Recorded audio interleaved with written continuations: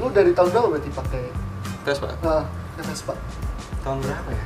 Gue mungkin 80 setelah enggak setelah gue baru kebeli Vespa setelah gue lulus kuliah baru sekitar mungkin tahun 2010. Vespa nggak jauh dari lu ketemu Iqbal ya? Nggak jauh dari itu ya, mungkin sekitar awal kali pertama gue punya skuter Vespa tahun 2010-2011 lah kira-kira. Oke. Nah itu Vespa pertama lu apa? Itu yang paling bersejarah Vespa pertama lo, bukan atau yang kedua kan bisa dulu pertama kali gue punya Vespa itu namanya Vespa Super tahun 1969 gitu kan. Dulu gue nggak terlalu peduli gitu sama yang penting Vespa karena waktu itu kan gue juga belum tahu banyak, terus gue baru lulus kuliah, gue pengen punya Vespa nih gitu kan, asik nih kayaknya gitu ya. Udah kebetulan yang harganya waktu itu ada yang jual dengan harga yang pas sama gue, udah gue beli gitu. Tapi setelah itu ya makin belajar lagi, terus harus jadi makin BM lagi lah istilahnya. Oh gue pengen BM model yang ini nih, gue jual, akhirnya gue beli yang lain, terus nabung lagi gue jual, beli yang lain gitu. Ya ada beberapa model sih yang pernah gue punya, tapi yang sampai sekarang gue pegang 2 tahun terakhir sih ini Vespa ini. Dan ini yang ini apa? Ini Grand Sport. Ini Grand Sport 160. Grand Sport 160 tahun Mark II tahun 1963. Kok lebih tua lagi dari yang iya, ini yang paling tua yang pernah gue punya sih, 1963. Tapi ini kalau ya apa ori semua nih? Full. Oh enggak lah, kalau body set sih ya original, mesin juga ya original, cuman beberapa perintilan mungkin nggak semua original karena sebagian gue ganti sama yang warnanya lebih gue suka gitu aftermarket sama ya reasonable price juga. Harganya lebih ngaco kan kalau yang original. Nah nanti kita juga bakal lihat nih Vespa-nya kayak apa. Ini gue melihat sangat apa ya, nggak banyak tempelannya, nggak banyak aksesorisnya, tapi kece, bersih banget. Nah, kalau jadi Vespa ini MK2 ini jadi ceritanya pertama gue tahu tentang mod kan gue mulai belajar lah, mulai baca-baca apa sih motor-motor yang banyak dipakai sama anak-anak mod dulu nih gitu kan, tahun 60-an apa sih yang mereka banyak naikin gitu kan, Italian scooter kayak apa gitu, jenis apa, seri apa. Ya ada Lambretta, ada beberapa Vespa juga, cuman yang menurut gue paling gue srek modelnya adalah Vespa dibanding Lambretta gitu kan, karena kebiasaan juga kali ya, sebelumnya gue mainnya Vespa terus gitu makanya. Ya akhirnya gue asik kali ya kalau someday gue punya Vespa GS ini kan, Vespa GS ini ya udah kebetulan pas waktu itu ada teman yang lagi jual, gue bela-belain karena harganya emang lumayan gitu kan buat posisi gue waktu itu. Ya udah akhirnya pas udah dapet puas banget sih, puas banget dan gue keep banget sampai sekarang. 2 tahun ya? Iya 2 tahun. Nah pemakaian 2 tahun itu kalau misalnya buat teman-teman atau itu lama nggak buat seorang mod gitu punya satu Vespa sama itu balik ke lo sih, balik ke pribadi masing-masing, nggak ada kaitannya sih. Nah sekarang ngomongin jadi berarti Vespa ini lahir bukan karena mod ya, maksudnya kebetulan di tahun yang sama dan mereka butuh yang sebenarnya apa ya, jelasin ya, diterima sama kaum mod itu alasannya adalah karena itu alasan yang melindungi pakaian mereka itu aja sih gitu. Sebenarnya bisa nggak harus selalu Vespa, Lambretta juga. Justru mereka sebenarnya dulu lebih banyak yang ke Lambretta gitu. Cuman kalau gue pribadi lebih prefer ke Vespa karena faktor kebiasaan gue. Oke. Motor atau skuter yang kayak gitu tuh emang cuma Vespa dan Lambretta aja atau ya dominasinya ada itu lagi misalnya kayak kalau motor biasa kan ada Yamaha, Kawasaki apa kalau misalnya untuk yang model-model banyak apa sih, lebah ya. Jadi gini, mereka tuh dulu influence-nya adalah Italian scooter. Italian, mereka tuh kayak ngincar kendaraan Itali lah istilahnya. Dan produsen skuter Itali waktu itu yang paling oke dan banyak diterima adalah Vespa sama Lambretta, 2 brand itu. Gitu sih.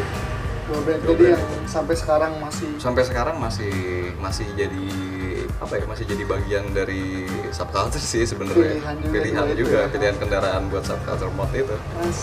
Antara Vespa atau Lambretta. Dan harganya kalau Lambretta Ya Vespa juga ada ya, Lambretta itu juga gokil ya. Gokil. Apa ibaratnya buta gitu, maksudnya Buta sih enggak ya, standar tetap ada, cuman kan mungkin karena populasi ya. Populasinya udah tinggal dikit gitu kan, sementara demand-nya naik terus, ya itu yang bikin harganya jadi lumayan. gokil. Harganya jadi lumayan. Oke. Tapi apa ya? Kalau dari Vespa-nya sendiri, model itu kan ada banyak. Betul. Banyak banget dan itu tahun juga banyak, 70-an, 80. Iya. Nah, ada nggak sih perbedaan signifikan antara misalnya tahun 60-an, tahun 50, 60, 70-an? Ya, misalnya kayak 90 ya kalau nggak salah ada Sen ya, mulai ada Sen. Oh iya. Misalnya kayak gitu, Iya. ada nggak sih? Atau memang dipengaruhi oleh modelnya saja, bukan per tahun misalnya? Kayak per 10 tahun, per 10 gitu. Maksudnya jadi gini, model tuh emang tiap tahun keluar kan. Kayak tahun 50-an mereka ngeluarin apa, model apa, tahun 60-an ngeluarin apa, 70-an ngeluarin apa gitu kan. Sebenarnya sih kalau buat mod kali ya, nggak ada sih kayak misalnya lo harus naik Vespa ini, lo harus naik Vespa ini, nggak ada. Cuman kayak preferensi pribadi aja, mungkin kayak lebih keren kalau gue naik yang tahun segini, seri ini gitu kan. Atau mungkin ada juga kayak faktor-faktor rarity atau faktor-faktor body yang ini lebih gede nih, atau lebih proper lah, lebih bannya, karena ukuran ban Vespa juga kan beda-beda tuh. Ada yang bannya lebih kecil, kalau ini bannya agak lebih besar kan, ban 10, jadi lebih enak gitu. Balik Gitu lagi aja. ke orangnya ya. Balik lagi emang, jadi mod, subculture mod ini memang sangat fleksibel ya, dari mulai Iya. fashion, dari mulai musik, jogetnya, dari mulai Iya. terus skuternya Iya, itu. nggak harus ibaratnya kayak lo mod terus lo harus naik kalau Vespa lo harus naik GS atau lo harus naik Lambretta, enggak Ya. Lo mau naik Sprint atau lo mau naik PX ya itu sah-sah aja, itu Sah-sah terserah aja. lo. Bahkan lo nggak naik skuter sekalipun, kalau dari kacamata gue ya, lo nggak punya skuter sekalipun, selama lo punya passion di musik-musik mod itu, selama lo punya passion di fashion mod itu sah-sah aja. Nah, fashionnya skuternya kayak cuman pelengkap aja sih kalau menurut Kendaraannya gue, ya, Pak. kendaraan aja, bukan jadi bagian yang paling dominan dari scene itu, enggak juga sih. Nah itu karena apa ya, mungkin banyak yang mungkin awam-awam Oh ya, iya. yang mengira ya udah kayak tadi segampang itu gitu. Jadi kalau mod gua Oh pakai iya. Vespa nih, udah gua mod gitu. Ah, iya, Gua itu. bisa pakai stiker yang biru tuh. Oh, Ya yang kan? Udah sah tuh. Royal Air Force. Ya. Nah itu Oh ya, jadi gini sih kayak ibaratnya kayak misalnya skuter, lo kayak gue lupa tadi pertanyaan lo. Iya, Ada kan, orang saya- lewat jadi lupa gue. orang tuh ngelihat ya udah gua karena gua pakai Vespa. Oh iya, ya lo sudah jadi mod. Enggak sih, jadi kan kayak yang tadi gue bilang kan unsurnya tuh ada 3, ada fashion, ada musik, ada skuter gitu kan.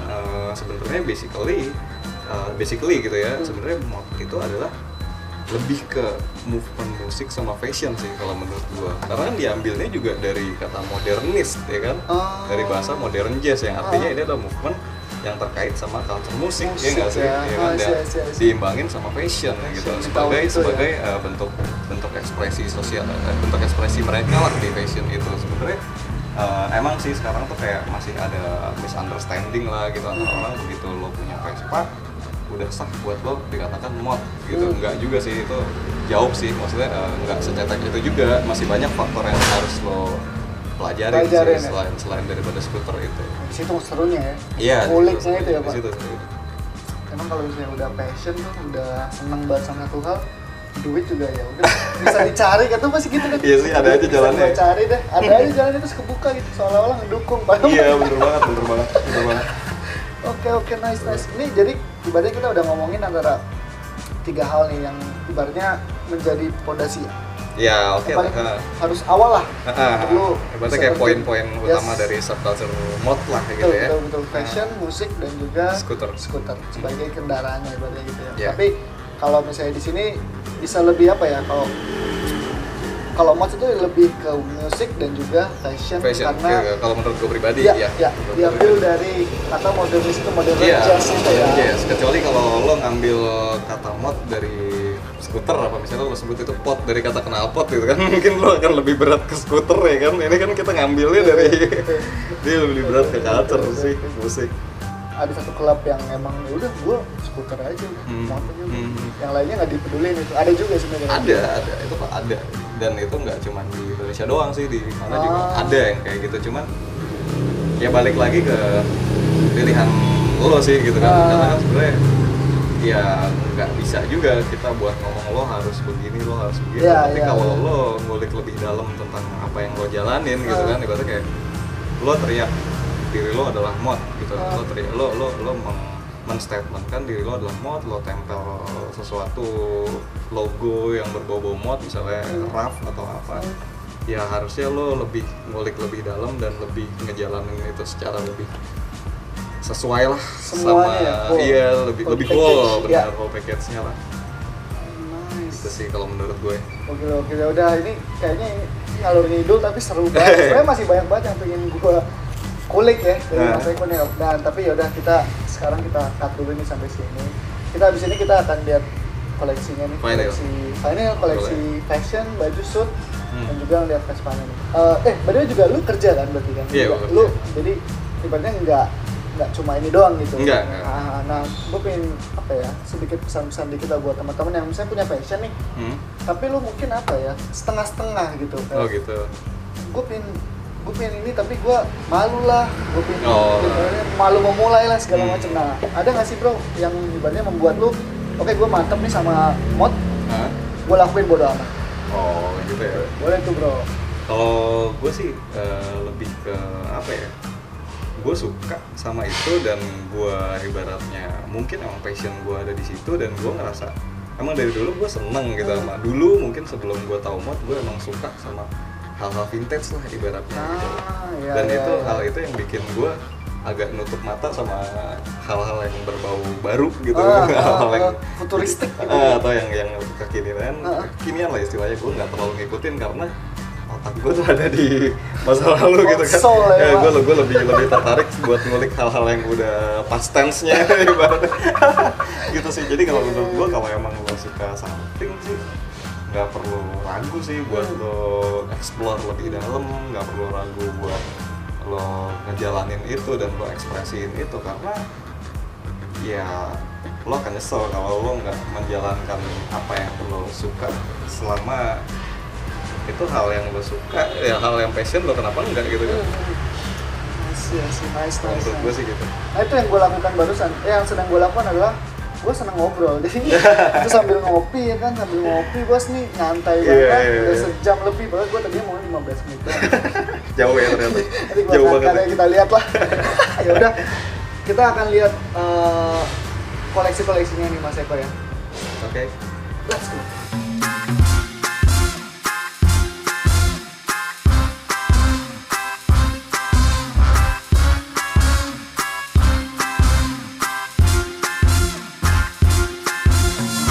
Oke, jadi ini contoh yang tadi gue bilang sih, mod suit yang istilahnya masih basic lah, standar gitu kan, yang banyak dipakai. Ini suit gue, dia single breasted dengan dia ada 3 buttons, 1, 2, 3. Kayak yang tadi gue bilang, umumnya mod suit emang pakai 3 buttons dibanding umumnya kan orang kalau sekarang pakai 2 buttons ya. Mungkin dia agak lebih turun kalau 2 buttons, 1 di sini, 1 di sini. Jadi kesannya kayak lebih nonjolin bagian dada dan lebih maskulin gitu. Kalau ini dia lebih naik ke atas dengan 3 buttons, jadi dia terlihat lebih sharp lah gitu. Terus detail lainnya kayak kantong di kanan dia ada 2, kantong di kiri dia 1 kantong di atas nih. Ini buat naruh cufflinks gitu, buat naruh handkerchief gitu.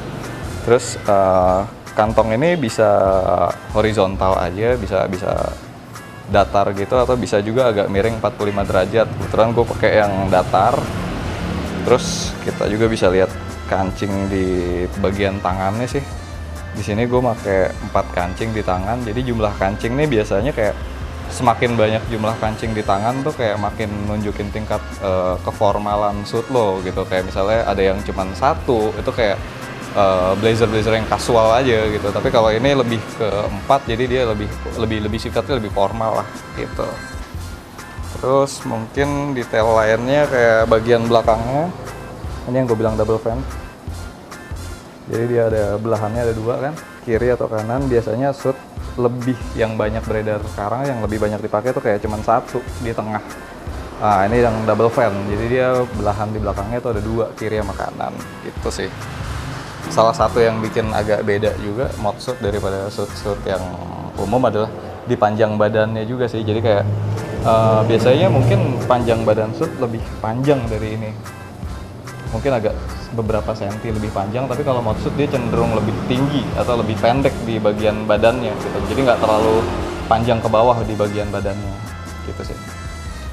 Oke, terus nih pasangan dari SUT yang tadi, dari blazer yang tadi, ini celananya ya kan.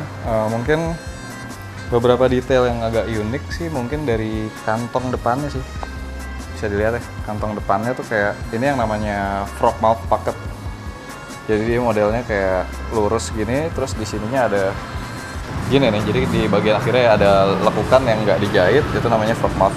Jenis kantongnya frog mouth. Terus di bagian depan kayak ada belt kecil gitu di sini.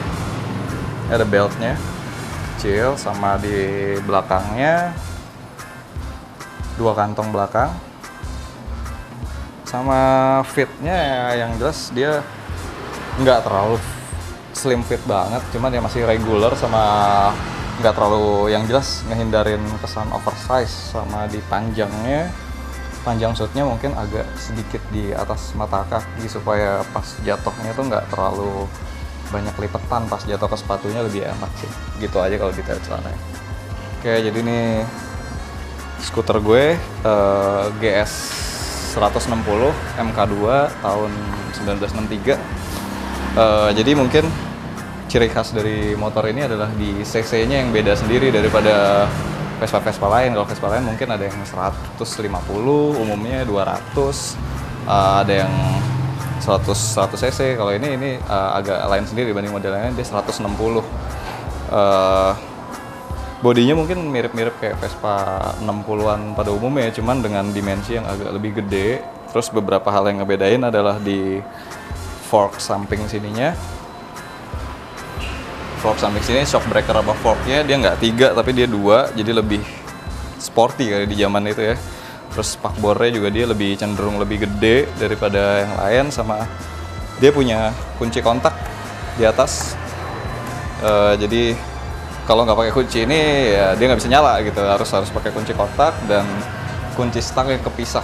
Kunci stangnya ada di bawah headnya. Terus yang bikin spesial lagi adalah laci tengahnya. GS160 ini ada 2 tipe, yang pertama MK1 sama MK2. Kalau yang MK1 dia lacinya ada di belakang, di bagian belakang, tapi kalau yang MK2 dia lacinya ada di tengah dengan ukuran yang agak lebih gede daripada MK1. Gitu sih.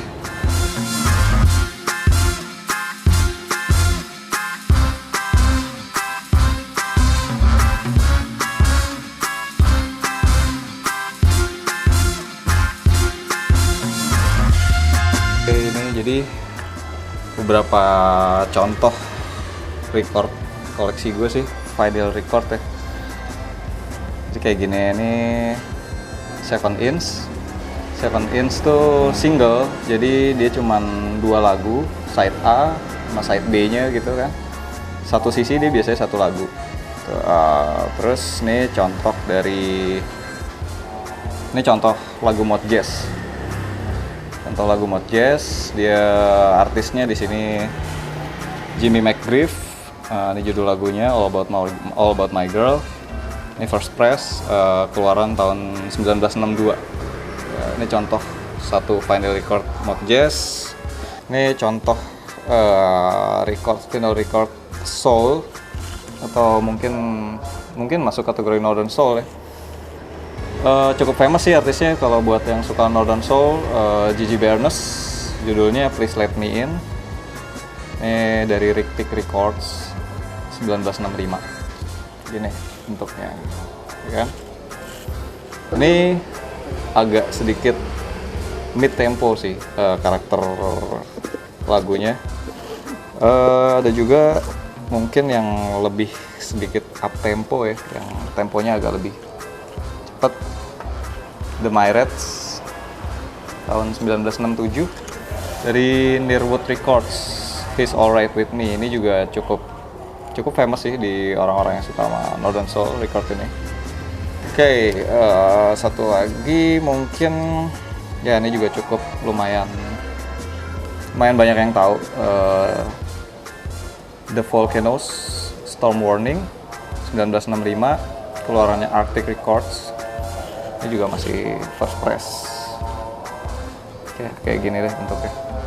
Jadi kalau misalnya sebuah video tidak ada intinya kayaknya agak kurang. Nah, gue pengen nanya satu pertanyaan terakhir nih, bos. Oke. Apa sih harapan-harapan lu buat para mod di, terutama di Jakarta kali ya?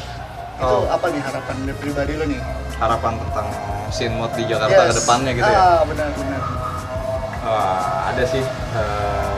Ya pastinya gue sebagai seorang yang ngejalanin subculture mod gitu kan, pasti gue pengen scene di tempat gue atau scene yang ada di lingkungan gue jadi scene yang lebih proper. Jadi scene yang lebih proper, jadi scene yang lebih gede, tapi mungkin nggak harus gede dengan sembarangan juga sih ya. Maksudnya kalau bisa jadi proper dan gede itu keren banget, tapi kalau nggak bisa jadi gede jadi proper aja, dan makin proper lah, bukan makin gede tapi makin nggak ada isinya gitu sih. Gue harap bisa kayak gitu, mudah-mudahan Jakarta bisa kayak gitu sih. Very nice. Nah ini juga kalau lu perhatiin ini udah gelap ya, jadi kita udah malam nih, sampai malam nih kita syuting ya. Thank you banget ya bro, thank you banget. Thank you banget. Sudah, Oke, makasih banyak ya. diwawancara sejam lebih, lebih 3 jam, 5 jam gitu. Thank you. Semoga lu suka, jangan lupa ini akhirnya nih bro. Oke. Apa ya yang semua YouTuber katakan, jangan lupa subscribe, like, and share this video. Asik akhirnya gue ngomong gitu.